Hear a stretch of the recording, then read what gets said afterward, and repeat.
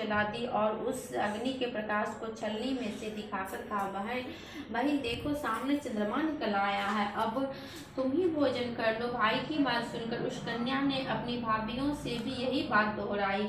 उसकी भाभियां इन कपटपूर्ण बातों को जानती थी। उन्होंने उससे कहा, भी चांद नहीं निकला, तुम्हारे भाइयों ने अग्नि के प्रकाश द्वारा तुम्हें चंद्रमा के उदित होने का भास कर। परंतु अपनी भाभियों की बात पर उस कन्या ने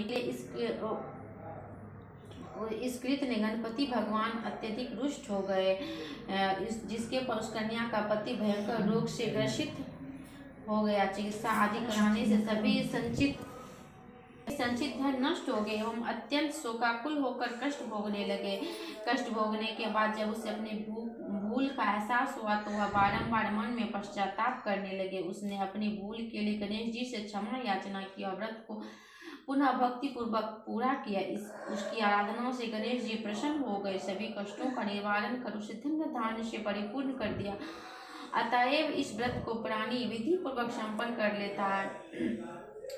अतः इस व्रत को जो प्राणी विधि पूर्वक संपन्न कर उसकी सभी आशाएं पूरी हो जाती। इस प्रकार कथा श्रवण करने के पश्चात चंद्रोदय हो जाने पर चंद्रदेव को अर्घ प्रदान करना चाहिए।